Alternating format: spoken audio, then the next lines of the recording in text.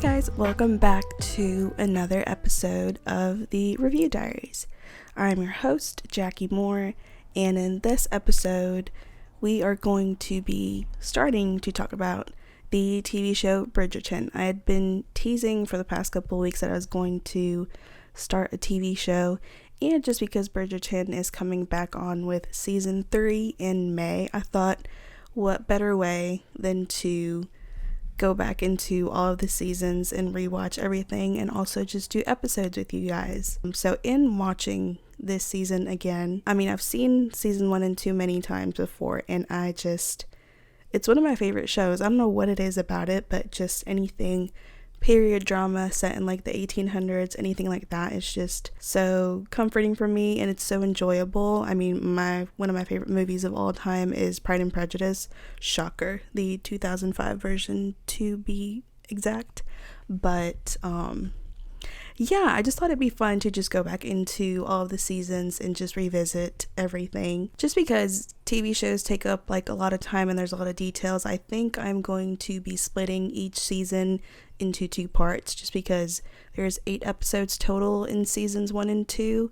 So I thought it'd be just good. I don't want to make episodes like too absurdly long. So I'm going to see if this format works. In this episode, I will be covering the first 4 episodes of season 1. So that is Daphne and Simon's first season. So yeah, let's just get into it. If you don't know Bridgerton, or if you have not heard of it, it is based on a book series by the author Julia Quinn, and it has a book for each sibling. There are 8 Bridgerton siblings total, so there's 8 books in the series, and each book is the story of like basically each sibling on their own journey to find love or marriage. Personally have not read the books yet, but I think I'm going to at some point. But I just was introduced to this world through the TV show. It is by Shonda Rhimes, and if you know Shonda Rhimes and her production studio, she is really kind of the brains and the showrunner for obviously Grey's Anatomy, that has been just a ongoing TV show like longer than I've been alive, to be honest. Well, almost, I think. It's just been going on for like over 20 seasons, and it's just been incredible. And she's done like a lot of other TV shows, but that is like probably the main one. And then Bridgerton kind of made her a household name as far as Netflix goes, I think. And then there was also the spinoff for Queen Charlotte, which is also really enjoyable for me. Basically, from what I found online, their age in the first season, and let me see. So Anthony is the oldest, and he is 28 years old in season 1. Then there's Benedict, and he is 26. Colin is 19, almost 20 years old. And then Daphne is 18, and she is the oldest. She's the oldest like female sibling, and she is kind of like the matriarch for the start of this book series. She's the one that we will be focusing on this season. Then there's Eloise, who is 17. Francesca is 16, Gregory is 12, and then Hyacinth is 10. So as far as like all of the siblings, really, we don't really get to see much of Francesca, Gregory, and Hyacinth really in like the first 2 seasons. Just because they're much younger, they're not out in society yet. Neither is Eloise in the first season, but she's best friends with a girl who lives across the like street basically, and that is Penelope, one of the Featheringtons, and she has like other older siblings too, but Penelope is also out in society, and I think it's just because she's a little bit older. The other ones are much younger, so I think that's probably why there wasn't like much focus on them. I feel like it would have been a little bit nicer to see a little bit more of them as far as like the season, but obviously it didn't happen. We do get to see like bits and pieces of each sibling throughout each season, but I think the first 4 episodes really kind of focus on Daphne a lot, and Anthony too. There's a lot going on with him, and obviously the second season focuses on him, so and his story. And then obviously the newest season that is going to be coming out will be about Colin, and then Penelope, who is, like I said, who is Eloise's, like, I guess, best friend. So we start episode 1, and it kind of sets the tone. It is the year 1813, and obviously our narrator for the whole TV show is the incredible Julie Andrews. I just about died the first time I like saw the show and I heard that she was narrating.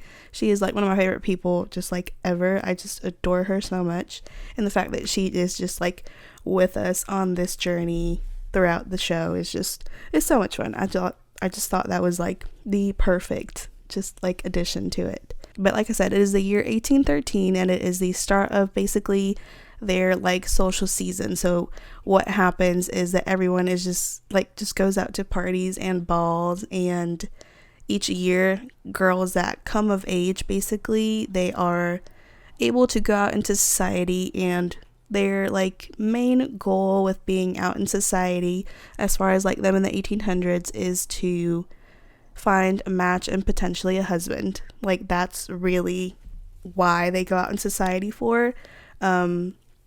The men really just kind of, even if they are much older, like Anthony, like almost in their 30s, and they are not married or anything, they kind of just get to sit back and enjoy life and flirt with girls, and there's not really a problem. But as far as the girls, they do start going out at like a young age. I think it's 18, but you are able to go out at 17. But as far as, let's see, Eloise is also 17, but she had put off her first coming out like season because she just didn't want to, and that's also like not what she wants to do with her life. She kind of wants to get an education and do all this other kind of stuff. Finding a husband and like doing all that stuff and going to parties is not really her focus, unlike her sister, who really just wants to get married, have children, start a family, and just kind of be like her mom, basically. Just, I don't know, be full of love and happiness, and just, yeah, that's not really what Eloise wants, but that's what Daphne is looking for. And it's her first official season like out in society, and she's 18, so it kind of starts like showing little montages of both families, the Featheringtons who live across the street and the Bridgerton family, getting ready to take Daphne and then the Featherington girls out to meet the queen, and so she can kind of like see them as they go out into society and just kind of present them. And she is able to pick one girl out of everyone who is presented to her. She's labeled as like the quote-unquote diamond of the season, so basically just the one that has the most potential out of everyone to get the most successful match. So all the girls in the Featherington house are getting ready, and then everyone in the Bridgerton household is just waiting on Daphne to come down the stairs and gets ready. And she looks beautiful. I think Phoebe is just like an absolutely just stunning, beautiful person, and her costuming was really nice. So they are all just kind of waiting for her to get ready, and Eloise is like, Daphne, you need to, she says like, you need to make haste, you need to like hurry up so we can leave, because they're waiting on her. And then everyone's getting into their carriages to go to the queen's castle, and the oldest brother, Anthony, is not there, and he is the man of the house basically now because their father passed away.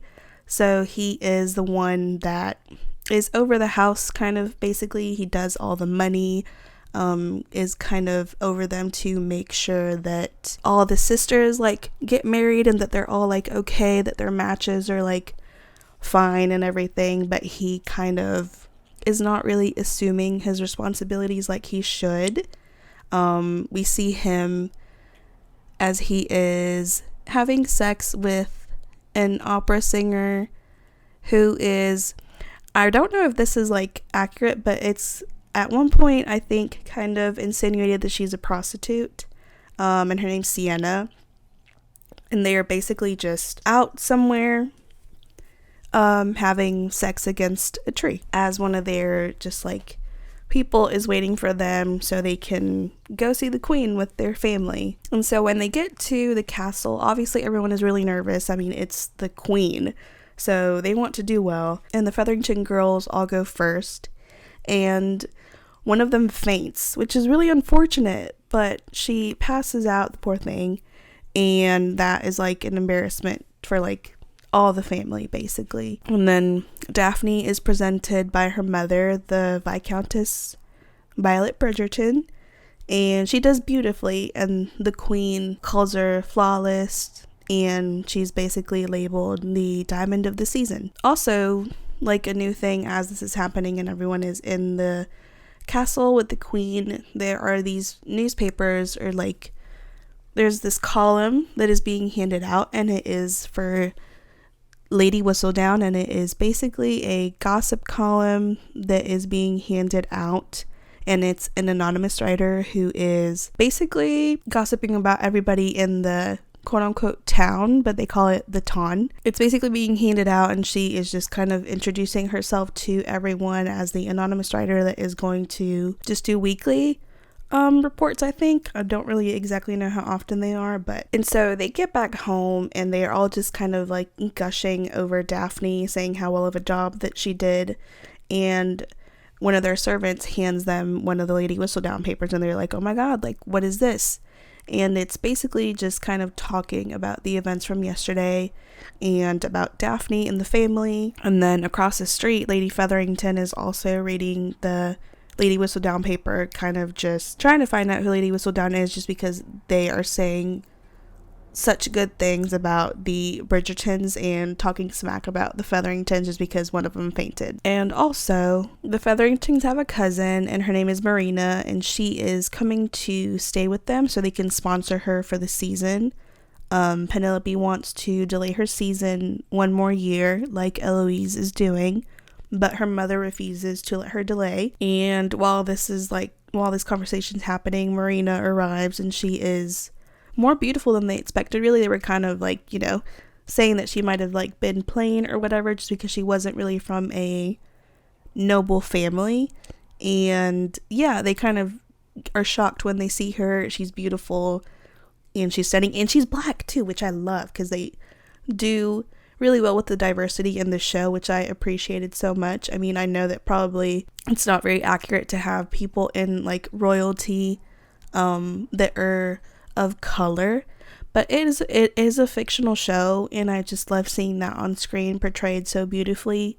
And it's not been made to seem like it's a big deal, because it shouldn't be. Just diversity, period, in modern like media or TV shows should be like the normal, and I think that's one thing that Shonda Rhimes does well in all of her stuff. I mean, Grey's Anatomy is also a show that is incredibly diverse, and yeah, I just appreciate them for it, and I love that they also included the diversity in this adaptation as well, because I know that probably the books, everyone is white most likely, so yeah, it just makes it more fun to see other people be represented. And so after that, we are introduced to the Duke of Hastings, Simon, and Lady Danbury, who is just one of my favorite characters in the show. She's a much older lady. I think she's closer in age to the Queen. His father is like very sick, so he is in London trying to kind of get his dad's affairs sorted, but he's not really phased by what is going on with his father. Lady Danbury does offer her condolences to him, but he's just kind of brushes it off. And so he is obviously single, he's not married, and he is trying to kind of keep his arrival to London on the down low, since if he goes out to the balls and stuff, he knows that the single women and the mothers are probably gonna overwhelm him with propositions and trying to get him to date their daughters, basically. So he's kind of just trying to get his father's affairs sorted out really quickly so he can leave. He doesn't really have plans to stay in the area. And so Anthony, the oldest Bridgerton sibling, although he is single, he is having an affair with the opera singer slash I think, prostitute, like I said, and he is keeping it a secret from his entire family. Obviously, he's not married. He is 28, 29, I think. And I just gotta say, his sideburns are literally horrendous, and I just want to burn them every time I see them in season 1, because I'm like, it looks disgusting and I can't deal with it. So Lady Danbury always hosts the first ball of the season, and everyone in the town just kind of goes and is able to mingle, and then a lot of people are able to secure a match on the first night of being just out in society. And one thing to note about the show is that they use orchestration for the music, but they do covers of modern music, which I love. I have all of the soundtracks for all of the seasons on vinyl, because the renditions are just so cool, and it adds just a touch of realism, I think, to the show, to be able to see music that is playing like now in 2024, and it just gives it, like, I don't know, a different edge to probably just like having traditional orchestration. I think it just adds a little bit more fun to it. So Daphne enters the ball with her mother and Anthony, and then all of the men's attention immediately just like flickers over to Daphne. So she is being just very nice and social with all the men that approach her, but Anthony keeps kind of butting in the way and pushing all the men away, because he just doesn't think that anybody is deserving of her. He on the side kind of tells her if like they have debts, if they gamble, if they're of questionable birth, anything like that, like any gossip that he might know. He kind of makes note of it to tell Daphne like why this person is not suitable for her. And so all of the Featheringtons are at the ball also with Marina, their cousin. So Colin Bridgerton immediately just takes notice of her and dances with her while she is in a group. And Simon, the Duke of Hastings, enters the ballroom, and the mothers immediately just like flock over to him, and he just starts panicking. So Daphne steps away to get a drink while she is speaking with her brother Anthony, and Nigel Burbrook, who is a much older man who is still single, kind of approaches her and tries to start a conversation with her, but she doesn't really reciprocate it, so she kind of runs away. But in doing so, she bumps into like Simon, like literally crashes into him. So she tries to make conversation with Simon just to kind of avoid Nigel Burbrook kind of coming over and talking to her. She's like, tell me your name, like I don't know, just making up anything, but he is cold towards her, saying that she must already like know his name and who he is and everything, since she accosted him, like all of the mothers and all of the ladies that were there when he like first walked in. She's kind of like, what are you talking about? Like, she's just very confused. And then Anthony comes into the picture, and him and Simon are old friends from Oxford and college. So they kind of talk a little bit about that, and then they are introduced to each other, and they kind of don't really vibe just because he was so cold with her from the beginning, so it kind of just ends there. After that, Anthony tries to take Daphne away from the ball, but her mother is trying to keep her there so she can dance with a couple of more men, just to see if like there's any other potential like suitors there for her. But Anthony says no, and that it's better to keep them in suspense and be mysterious, so she sides with him and they just go home. So the next morning, basically what happens is you go to the balls, and then I guess the morning after or the weeks after that, you get gentlemen callers, either deliver stuff to your door, bring you gifts, or they just kind of try and spark a conversation with you, just so you know that there's like interest there and that they want to pursue you. So she does have a couple of gentlemen callers like come to the house and bring her stuff and try to talk with her, but the few that come, Anthony just like is over them and harasses them. But Marina is the one who gets the most gentleman callers, like just out of everybody. Even I think Colin was at her house at one point, and then another gentleman caller comes for Daphne, and it is Lord Burbrook. Back at the Featherington house, it's kind of alluded while Colin is there that Penelope has a crush on him just because of how she reacts when she sees him like trying to pursue Marina. And then basically in the town they have this, it's kind of like a park or just like, I don't know, a weird like just walkway just by the lake where everyone kind of like goes to hang out. They say they will promenade, that's what they call it. And they ride horses through there, or people can like lay out and picnic or do tents. So like all kinds of stuff happens in that just sidewalk. And so Daphne is on this like walkway with Anthony, and she tells him that he is basically scaring all of her suitors away, and that it is now going to be even harder for her to find a husband just because he's being so like protective of her. And she kind of lets him know just how hard it is for her to be a woman, that her value is placed solely on the fact if she can find a husband or not, which is interesting because, I mean, you see the men, all of her brothers are much older than her, especially Anthony. He's 28, and he's kind of, you know, like I said, out and about, sleeping with prostitutes or whoever, and he can kind of just do whatever he wants. And even like Nigel Burbrook, who is probably like in his mid to late 40s, he is still single, and no one really says anything about it. But as far as the women, I think it's later alluded in the show that you basically have like 2 or 3 seasons before you are labeled a spinster, and when you're labeled a spinster, you're like kind of an outcast from society, when the men don't have that problem. They can really just like live their lives and do whatever they want, but the women are expected to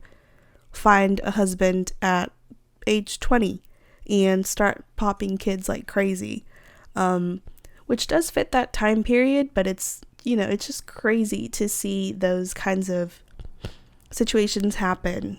And I don't know, it's interesting social commentary, I think. So Simon is still in the city taking care of stuff with his father, and Lady Whistledown in her column says how he has revealed that he does not have any plans to marry and that he doesn't want to have any heirs. Colin is back at the Featherington house pursuing Marina again, while Nigel Burbrook is also at the Bridgerton house as Daphne's basically only potential suitor after Anthony kind of scared everyone else away for her. So she kind of like hates her life at this point because he is just very persistent, and he's creepy and much older than her, so it just is not, it's not ideal for her. A couple of days pass, and it is now the opera, and they're basically at an opera, and then Sienna is obviously singing. She's kind of the lead of the opera. So Lady Danbury invites Daphne and her mother to go to her box, and basically while they were there, the Violet Bridgerton, her mother, and Lady Danbury kind of talk about Simon and Daphne, and just that they kind of have potential to be an actual couple. So they kind of try to concoct a plan of how to get them together. And then there's a little small tiny scene where we see Marina at the Featherington house, where she wakes up from her sleep, I guess, and she looks at the sheets and it just looks like she missed a period.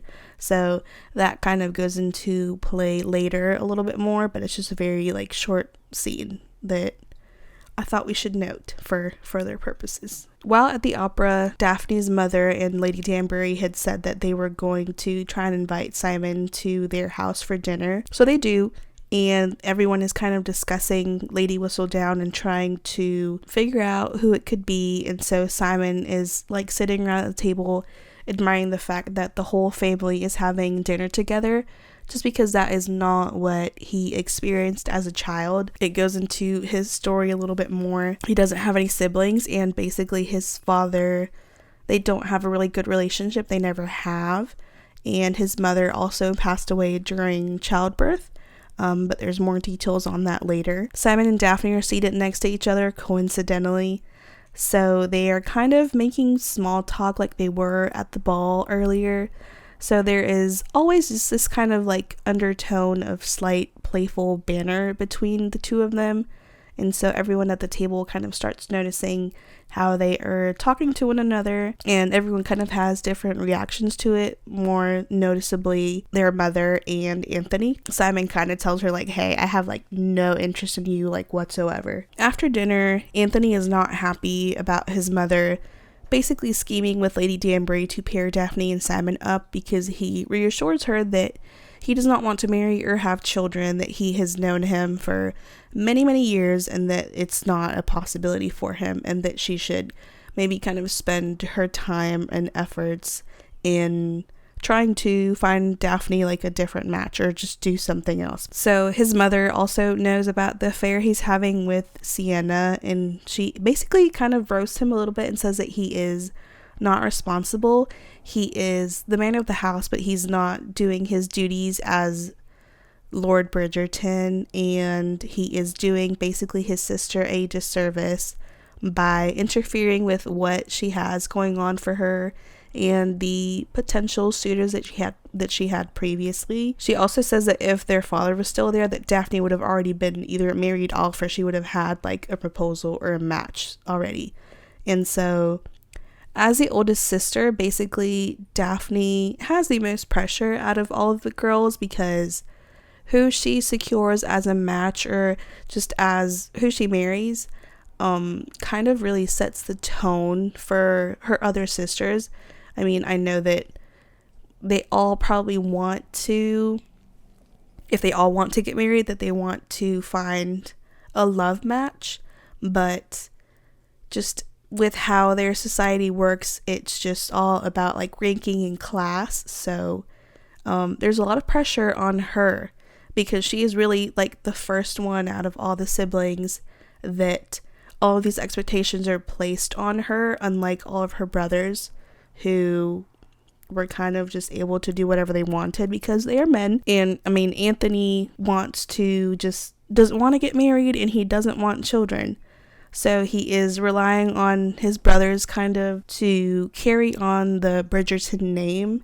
And after the conversation with his mother, he breaks up with Sienna. If you're watching on YouTube, you can see progressively how much brighter my ring light is getting and how dark it's getting behind me. So hopefully it's not pitch dark by the time that I finish recording this. And so another paper by Lady Whistledown is printed, and it's basically just talking about how Daphne has not been successful yet in finding a match. So she is at another ball with her entire family, and Colin is dancing with Penelope, and Simon is there. So all of the mothers kind of flock to him yet again, and he sees Daphne, but they don't really interact. So at the Featherington house, the maid, while all this is happening, there is a maid that is washing the sheets out of like everyone's bedrooms, and she sees that Marina has clean sheets, and it's been over a month since she's been there, so she has obviously missed her period. So Lady Featherington goes into Marina's room and tells her how she has not had her period. So she tells her how her daughters are going to be affected if anyone hears that she is pregnant and not married. So they're kind of having this little discussion, and Marina talks back to her a little bit, so Lady Featherington slaps her. And then while this is happening, it's back at the ball, and it's Anthony trying to convince Daphne how Lord Burbroke is a suitable match for her and that she should marry him, but she refuses to do so. So she kind of walks off into this garden area that is like away from the party, so she is alone when Nigel Burbroke approaches her, and she tells him how she will never marry him, and so he starts becoming aggressive with her. He tries to approach her, so she pushes him off and also punches him in the face, which I'm like, you go girl, you do that. And Simon is also kind of walking by, and he sees all of this go down, so he is like kind of trying to run over to stop him from doing anything, but Daphne beats him to the punch, literally. She starts panicking because she is alone in the garden with two men and no chaperone at a party. So they kind of, in the meantime, while he is like on the floor, kind of passed out, they're talking about all that Lady Whistledown is writing about them. And so they kind of try to forge a plan to pretend to be together, or as if they're courting one another, so the mothers will get off Simon's back, and so Daphne will have a potential suitor that is better, who can try and propose. And so they kind of want to make him unavailable and her more desirable by pretending to be together. So they go back to the party together and they dance so everyone can see them, and they say that they have to pretend like they're just absolutely in love so that everyone will believe them. So this is the beginning of the, I guess, fake dating trope is what that would be labeled. So now on episode 2, it begins with Simon's mother, the Duchess of Hastings, giving birth to him. And so the birth is very difficult. She's having a lot of trouble. And basically all his father really cares about is if he is going to have a male heir. That's really all he cares about. He doesn't care if the baby is healthy, if the mother is healthy. He's just kind of waiting to see if it's a son or a daughter. So he is born, but his mother is bleeding profusely, and she unfortunately passes away without even being able to hold her child. So as this is all happening, it's kind of very crazy in the room. And then Lady Danbury is there also. She's very close friends with Simon's mother. So she is kind of trying to like hold her hand, wake her up, and talk to her. But Simon's father doesn't really acknowledge the fact that she is kind of like about to pass out. But it kind of ends like that, and then it transitions to Simon in the present, looking into his mother's now empty room, kind of like, I guess, remembering like how everything went down, even though he was like literally seconds born. So then we transition to the Bridgerton household, and Daphne's reputation after dancing with Simon is much better after the party in the column. So therefore their plan is working. So Simon and Daphne kind of decide to go promenade with everyone so that they can be seen out in public together and kind of discuss the terms of their arrangement, how they're going to do it, how many balls are going to go to together, dances, and like all that kind of stuff. So just to basically plan out what they're going to do. Eloise is walking also with Penelope, and they're kind of discussing how the last thing that Eloise wants is to marry and have children, and that seeing her sister kind of like go out and do that is like the last thing that she would want.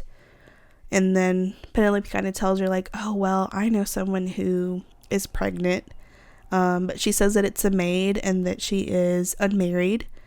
So I guess they didn't really have like the birds and bees talk in the 1800s like they do nowadays. So Eloise thinks that in order to have a child that you have to absolutely just be married.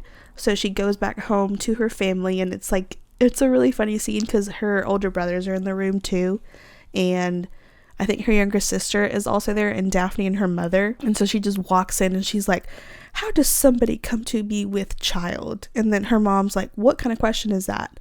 And she's like, I thought you had to be like married to married to get pregnant. And then her brothers are just like dying because obviously they know like what happens and everything. And it's just funny because she's so innocent and cute, like going in, like she's panicking because she thinks that she has to just be married to get pregnant, but she doesn't. So, and then after that, Daphne has some gentlemen callers arrive, and it's basically like the entire town like shows up to her house. It's like a madhouse. Now that like everyone knows that the Duke is courting her basically, and he also delivers flowers to her and her mother while this is happening, but he doesn't like show up physically. So Anthony arrives afterwards with Lord Burbroke, but quickly kind of dismisses everyone that has shown up, and he says that he does not agree with the fact that the Duke is courting Daphne and that he's not a serious suitor for her, and that he is going to have a contract drafted for Daphne to marry Lord Burbrook. So while all of this is happening, Simon is practicing boxing, and Anthony shows up to ask him if he is seriously courting his sister and that she is set to be engaged to Lord Burbrook. So they kind of go back and forth on their opinions of Nigel and what is best for Daphne, and it transitions to Simon as a child growing up, and he was basically nonverbal when he was young, and he also stuttered a lot and could only really say a few words at a time. So his father was really kind of abusive to him and says that he is an imbecile and an idiot, and that he does not want somebody like that to inherit the Hastings name and then everything that they have, because they have money and everything, and that he says that he is dead to him, even though he's literally 5 years old, since he doesn't want someone like Simon to inherit what they have. So back at the Featherington household, Penelope brings Marina some food and kind of tries to ask her how she got pregnant. So Marina tells her how she met Sir George Crane and the message that they would send to one another, and that he is basically in Spain fighting in a war, I think, or something, but that he is still writing to her. And so basically the Bridgertons arrive at the ball, and Daphne dances with Simon. So they have very good chemistry from the start, and everyone can kind of see how intense it is, even though they want to deny it to everybody and themselves at this point. So Anthony is still trying to dissuade Simon from pursuing Daphne, and Anthony is still reassuring Lord Burbrook that he will take care of it, but Simon reveals to him what happened with Daphne in the garden and why Daphne punched him in the face, basically. So Anthony calls off the deal with him, and then Daphne goes to Simon because she overhears them talking and says that she really could have done that herself, that she didn't need him for any of that, and that it was only going to bring more attention to the manor. So now out of the party, Simon is alone, and he bumps into Lord Burbrook, and they basically just kind of start disagreeing, and then he accuses Simon of sleeping with Daphne, and that is basically why he has not proposed to her, because he dishonored her, basically, but it's not true. They haven't even done anything. So Simon tells him that he's not deserving of Daphne whatsoever. So Burbrook accuses him of being his father, and Simon beats him up. And also I wanted to say, I just appreciated Daphne in the moment before where she kind of told Simon off, because I think all of the Bridgerton just girls in general, they're very strong and they're able to just take care of themselves very well. They don't really need the men for anything, but it's just the society that they live in. It's kind of ingrained that they kind of have to leave it up to the men, but I do appreciate these moments where they kind of are able to shine, and they're able to just be kind of a little bit independent or more outspoken with their voice, just as women. I do really like it. So yeah, kudos for her. And then we learn a little bit more about Simon here too. So Simon also asked him if while he was away, he basically wrote his father letters repeatedly and asked him if he even read them or had time to, but his father basically just says that he was as useless as his mother, which I thought was really insulting. I don't know why he just had such an issue with him. He was clearly much better. I mean, he still stuttered a little bit, but I know that probably back then in that time they didn't really understand things like that. It's now Simon as an adult, and he is in his father's study where the letters that he wrote him were still there unopened, so he just kind of tucks them away in a drawer and just lets them be. So it's now a different day, and Daphne is with her family promenading with the rest of the town at the park or just like local area, I guess, and she is kind of waiting for Simon to get there. So Anthony sits down and talks to her, and he says that she should have told him what happened with Lord Burbrook, and she is honest with him and tells him that he wouldn't have listened to her anyway, because she is a woman, and that she kind of let him know like what she wanted, and he still chose to ignore her, which I love for her, because I think Daphne is not really someone who is as blatant or as obvious with her opinions. I mean, she's honest in how she feels and everything, but she has a different way of going about it.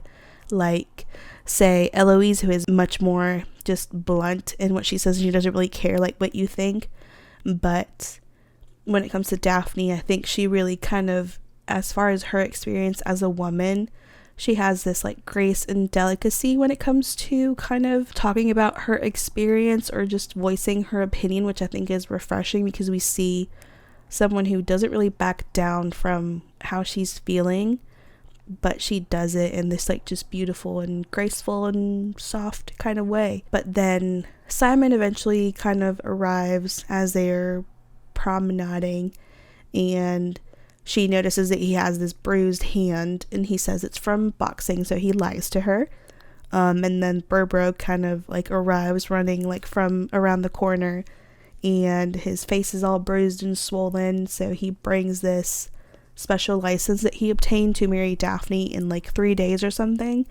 So he lies to the family and says that Daphne is the one that approached him that night in the garden. So he threatens to kind of go out either with Lady Whistledown or just in the town, and threatens a scandal, and he says that he will either marry Daphne in 3 days or he will lie to everyone. So Anthony, as they're heading back home, he says that he wants to duel Lord Burbrook, and basically that's like a duel with guns, I guess, like whoever dies first like wins the duel. It's not like with fencing or anything.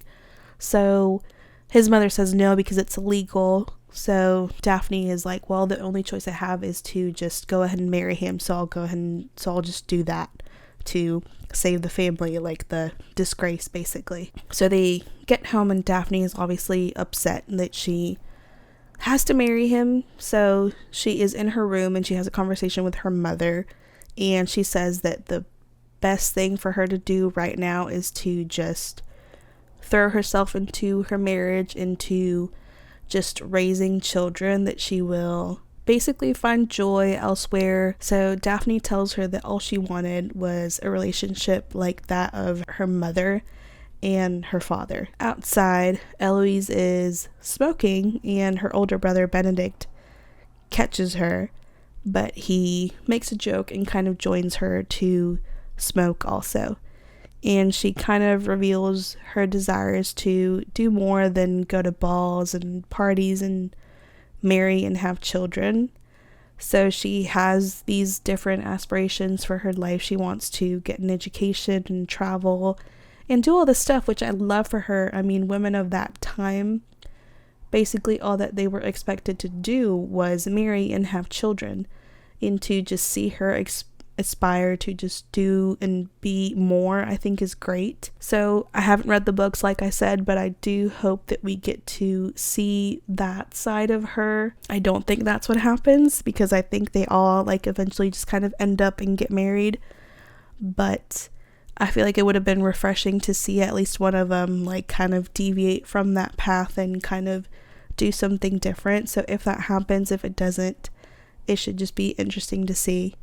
But we're now at the Queen's palace, and Violet and the Queen are talking, and they kind of have this conversation. She had been invited previously for tea, and she's talking about like how she's the one that discovered what Mozart or whoever, and that the Queen kind of did everything she could to like help him and stuff like that. Brimsby, her I guess little servant or like main servant, is like the gossip, so she didn't really want him to like hear what they were talking about, because he would have gone and like talked to everybody else like in the castle.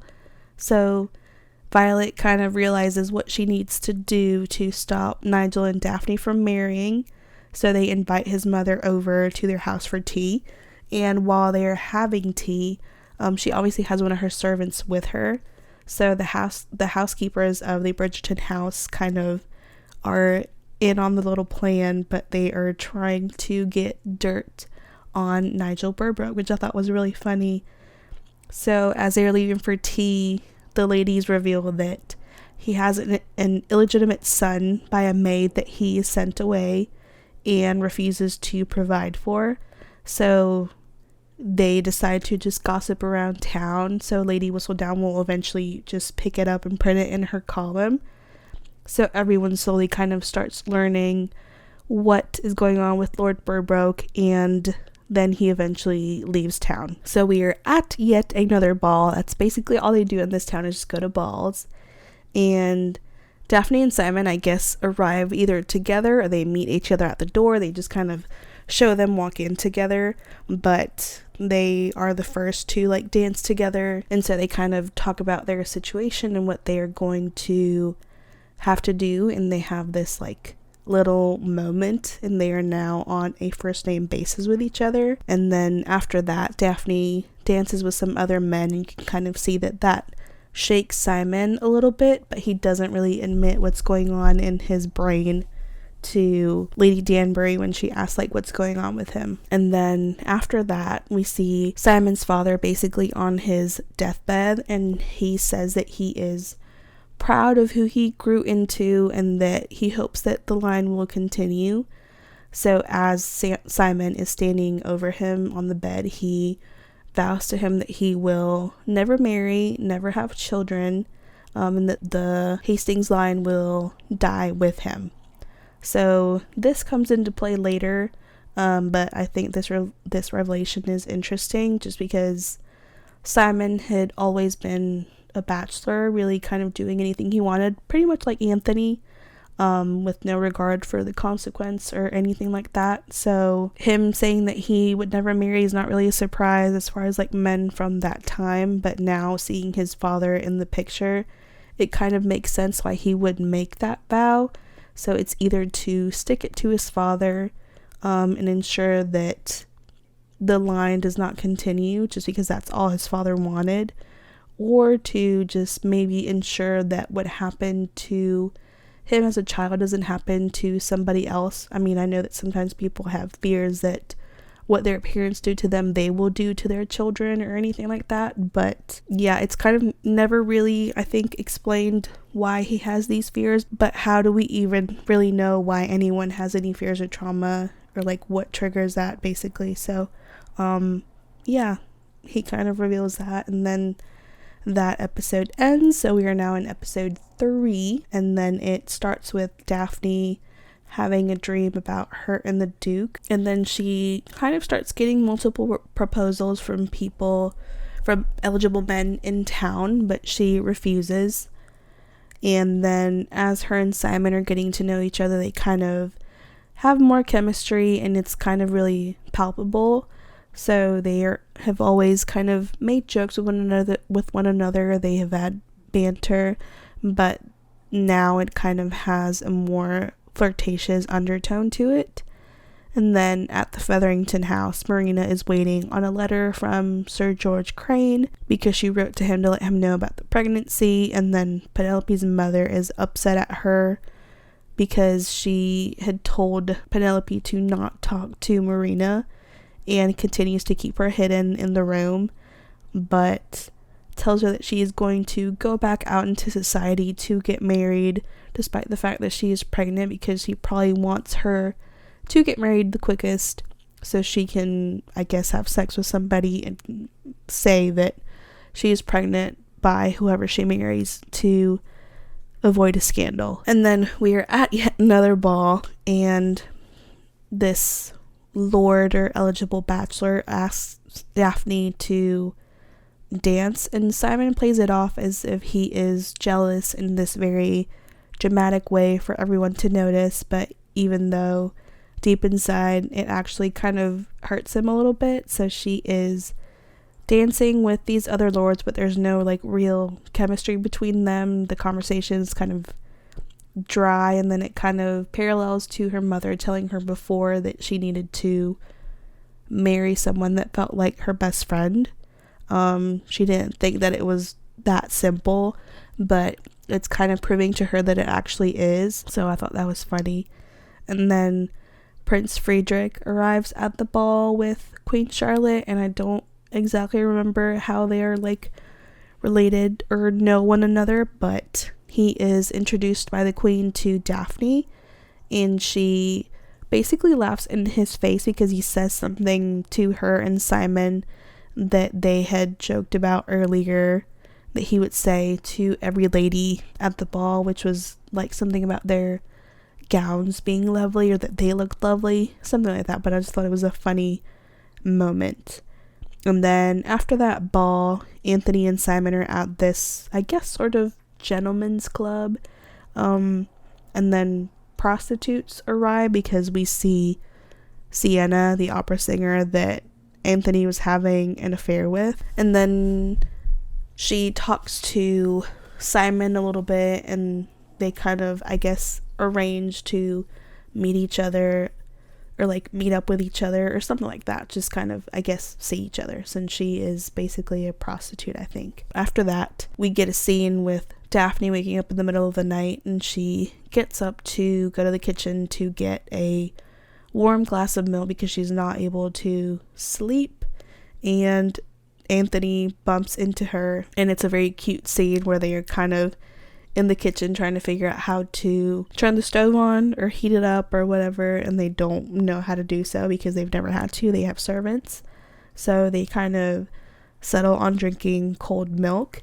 And then as they are drinking their milk, Daphne asks Anthony about the Duke and his past, basically, and he tells her about his father and that his mother died, and that he basically refuses to marry, and just the fact that he didn't grow up with a loving family or really a home, that he was basically alone his entire life. So we are yet at another ball, and Daphne is approached by Prince Friedrich, and he is very eager to talk to her. He's interested in kind of her travels and all she has done in her life. He's very nice, but her mind is kind of elsewhere. So she sees Simon in the background kind of walking around, and she dismisses the prince to go after Simon. So this scene I thought was really beautiful. So we are at another ball, and Daphne is approached by Prince Friedrich, and he is very eager to talk to her. He is just interested in her travels. He's very nice, and he's just interested in her, and then her mind is just elsewhere. So she sees Simon walking past, like behind in the frame. So she dismisses the prince to go after Simon. So after this, it's this beautiful scene that I really love, and it's them looking at paintings, and they are standing next to each other, but they are back to back. So they have flirtatious banter, and she turns to look the same way as he is for like one of the pictures, and the scene is just very quiet. You can feel the tension between the two of them, and it's just a very stunning scene emotionally, because you can kind of tell where they are, like where they're at with one another, even though they haven't really like vocalized that to each other. So even though it's like shot very simply too, it's just like quick cuts and everything, but they hold hands basically, but they are broken apart by these like gasps basically in the other room. And it is this girl Cressida, who is a girl from the Ton, who fainted so the prince could catch her. And so after that, it's either the next day or something, and the queen is reading Lady Whistledown again, and Lady Whistledown is basically just saying that the queen was wrong about like her choice and everything, and so the queen wants to prove her wrong, and so she insists to the prince that he must continue his pursuit of Daphne. So while they are promenading, Simon and Daphne have this conversation afterwards about what happens between a man and a woman in the marriage bed, basically, the birds and the bees kind of thing, because she doesn't know anything. So the conversation turns a little bit more intense, and it's about, I guess, self-gratification and how to give that, and she is kind of like just very shocked that he is telling her all of this information, but he basically just kind of tells her how to do so because she's never done it before. And so she goes home and she does exactly what he said, and she's just like, it just rocks her world basically. But then as they were leaving, Lady Danbury asks Simon if he is just playing with Daphne, and that if he is, that he better just like stop it right now so she doesn't lose the opportunity to get like a serious match that will be good for her, because she didn't teach him that way. So after this, it's Eloise and Benedict having a conversation, because Benedict kind of tells her that he doesn't really know what he wants to do with his life. And I love how the show touches on female versus male issues in society, basically, in this time period, just because they relate it to that time period, but it also resonates a little bit with the current time at certain points.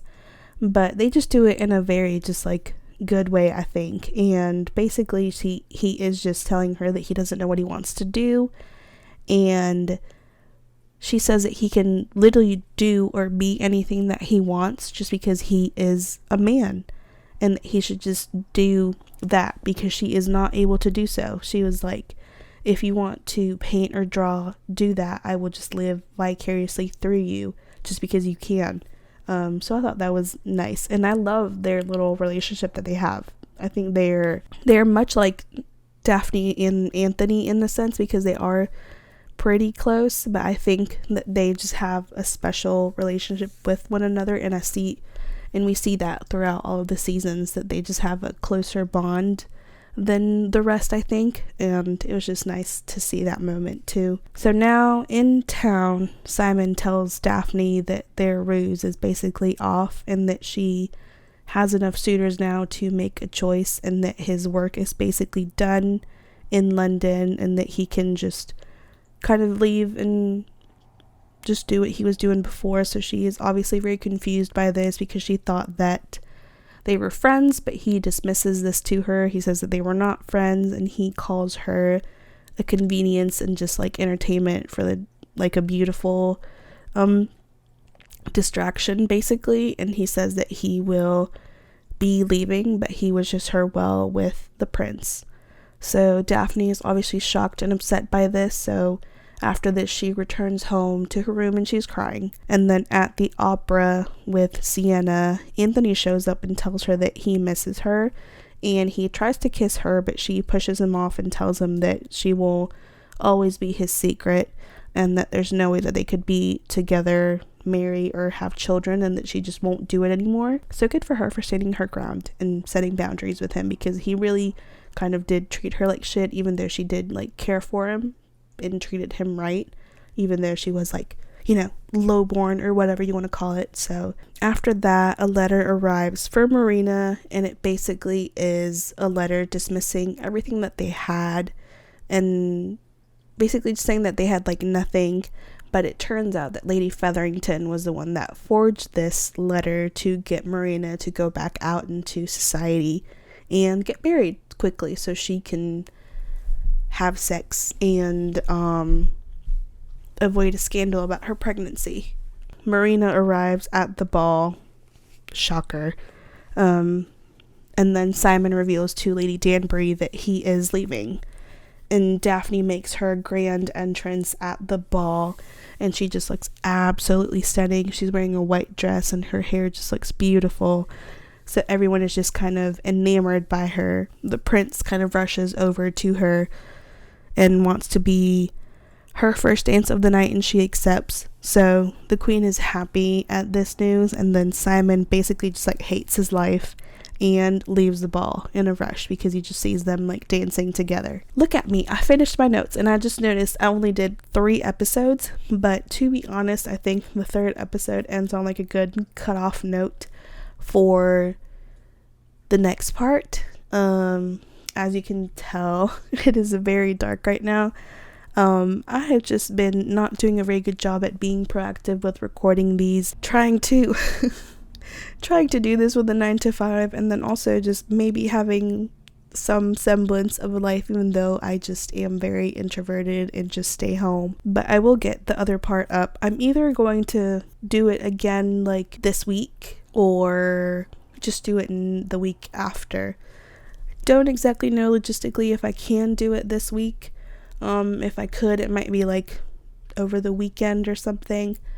I don't know. I'll have to see if I can get everything done in time, like I said. But yeah, that was basically episodes 1 through 3 of the first season of Bridgerton.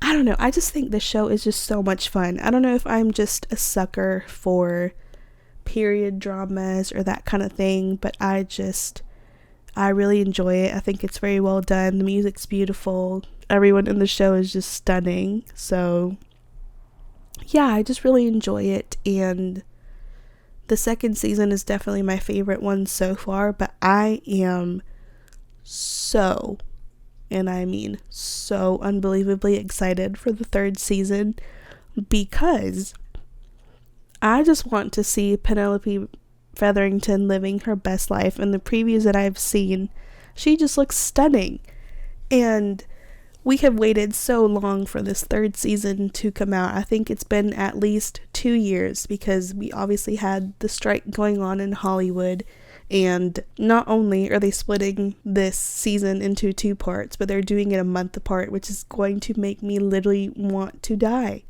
because I know they're going to end it off in like a very suspenseful part, but we're going to have to wait an entire month to watch the second half of the season.